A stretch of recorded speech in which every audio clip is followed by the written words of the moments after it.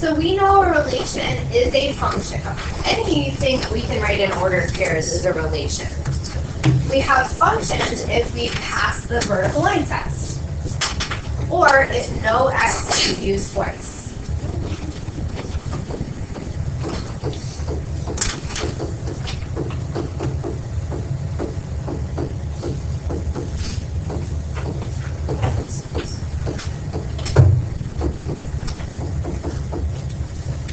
So if we draw a vertical line through our picture and it hits two places, it is not a function.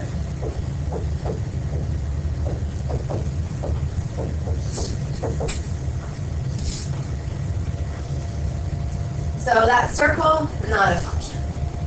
This guy here is a function.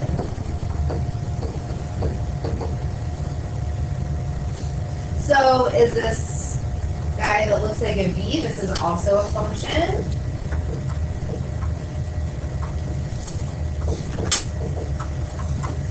And this right here looks like a shape that we know. It looks like a quadratic, except since it's sideways, we hit our graph two places, so this is not a function.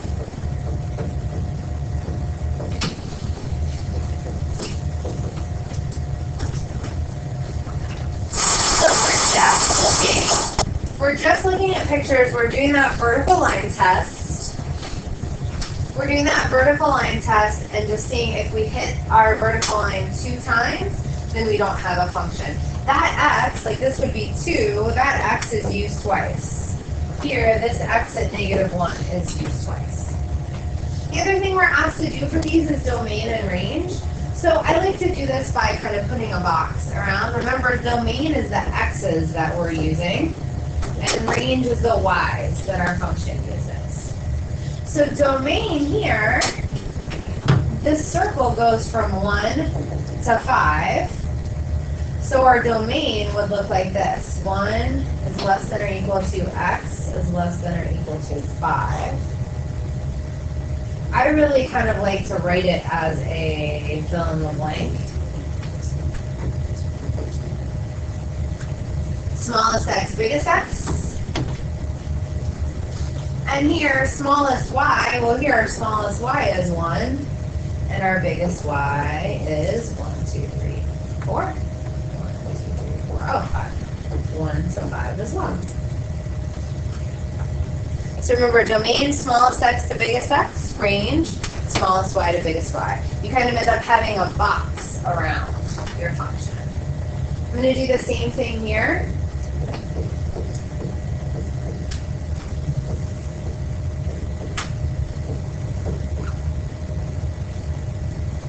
So for x, we're going left to right. So our smallest x here is 0. And our biggest x, this guy looks like it stops at 6.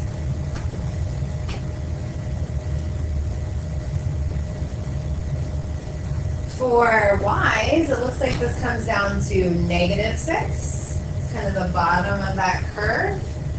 And the top of the curve looks like it's at 18.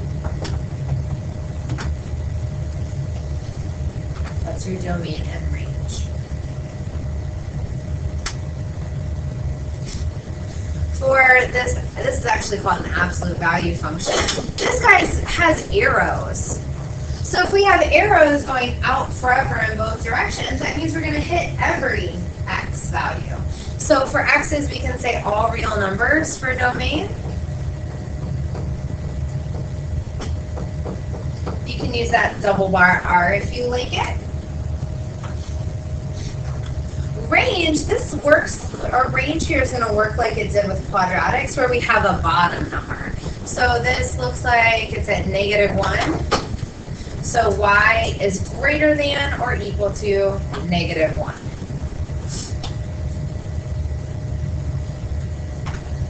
Okay, last one. This one has arrows, but the arrows aren't pointing to all x's. It's actually kind of pointing out and up. So this one's going to be all reals for our range.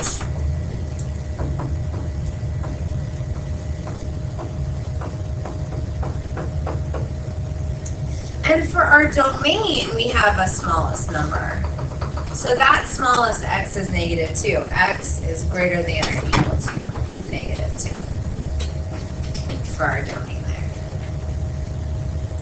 Thanks for taking notes. That is the wordiest one. The rest of these problems, because of the domain and range, are what we're going to fly through. The thing with the OST, we've seen with the OST is problems like this for domain and range. Sometimes they'll just get really wordy with it. And so being able to write out the domain in a way that works for you and then try to match it with their words is kind of what you need to be able to do. So even if this doesn't work for you, if you want to say x is bigger than negative 2.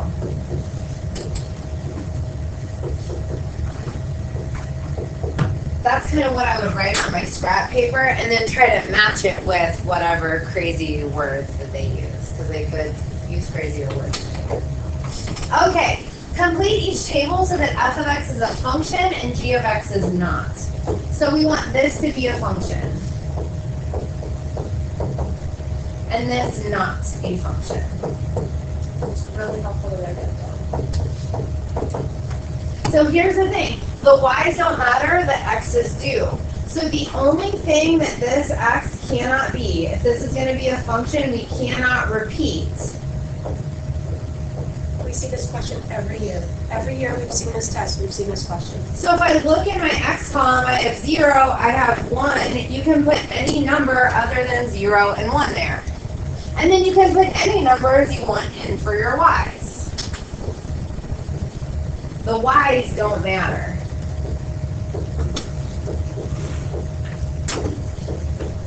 It's the x's that do. For this to be not a function, this one must repeat. So you can pick to put 0 there or 1 there, whichever one you want. Pick one, and then you can use the same y's that you used over there if you would like. Again, this can be 0, this can be 1, and those are the only options for this not to be a function. All right, next. Complete the table based on the equation. We have h of t equals 3t plus 9. Oh, where would that come from? Where would this table come from? Yes. So you can put in f of x, or you can just put in y equals 3x plus 9 and get that table. Just to remind you what that looks like when you put that guy in. Oh, there's my decimal link. Oh, there it is. So if you just put in 3x plus 9,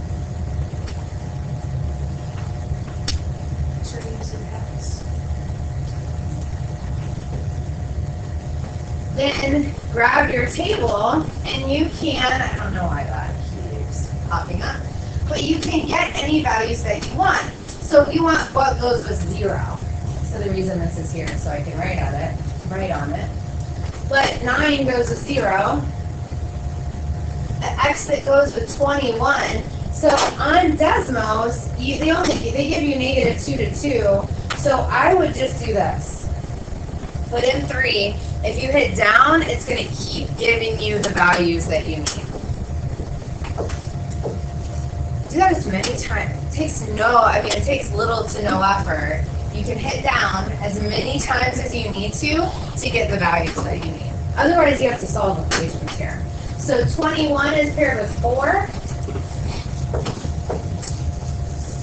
For 7, the output is 30. And for 42, the input is 11. So that's all, when in doubt, Desmos. That's all Desmos right there. Excuse me. So, f of x equals negative 5x minus 4. Negative 2 is an x. So is 8. So So a couple ways you can do this. You can go ahead and put that -2 in. You can go ahead and put that 8 in. And get those numbers out. Desmos can help you with this as well.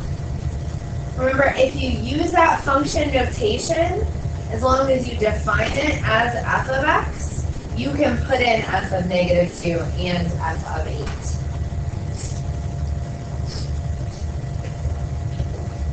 So you should get 6 and -3. Thanks for following along.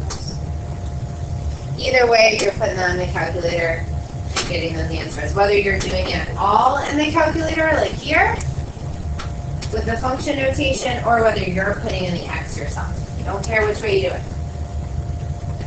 All right, 2 more problems, quick ones. Use the graph to evaluate the function. So remember, function notation is just fancy order pairs. So this is my x. All this is asking for is, hey, what's that y that goes with it? Well, if I go over to 1, my graph is up here. That ordered pair is 1, 2. So again, it's asking for just the y.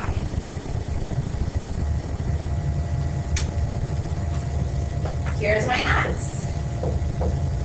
What's the y? Well, at 2, my y is 1. And then C is the tricky one. If f of x, find x if f of x equals -3. So this here, this guy is the y. You want the x.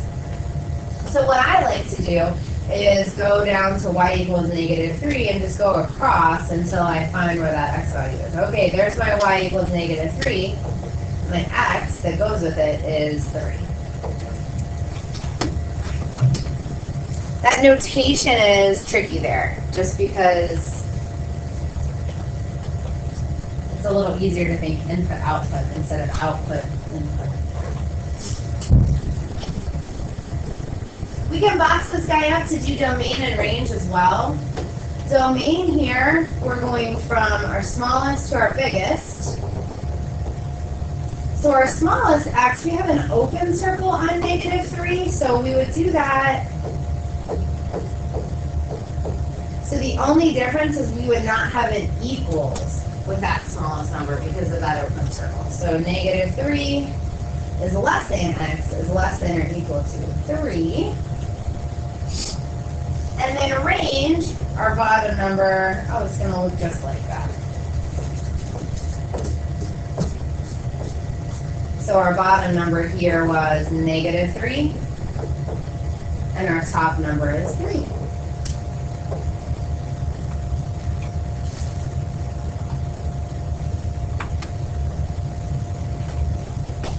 One more function notation problem. So on word problems, the way that word problems are going to look, the OST isn't going to ask you to type out an explanation. Again, they're going to ask you to match something that they've explained, which I think sometimes is a little more tricky. So this says,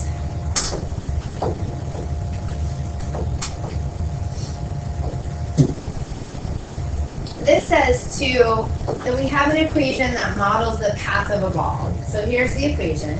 You can put that into Desmos if you want, but you don't have to. And then it says, write a sentence to interpret h of 1 equals 2. So all we need here is this. H of t is the height in meters, and t seconds after the ball was thrown. So here is our t. Our t is 1, that's seconds. And the whole thing is meters. I like to do that to start. Label each piece. Our x is always going to be time, right? When we're doing, especially when we're doing a path of an object. Our x is always going to be time. So it says this is the path of the ball. So after, here it says 1 second.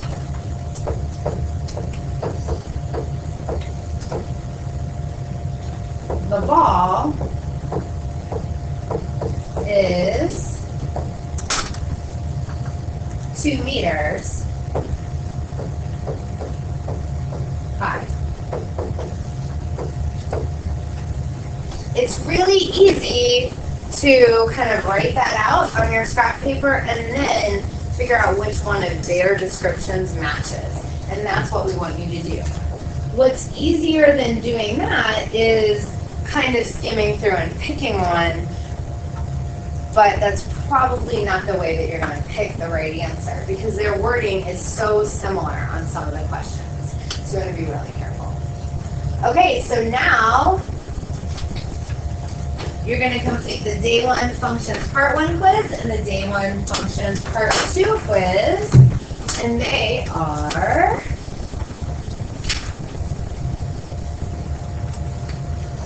here under Day 1, Part 1, Part 2. Show us when you've got a score that you like.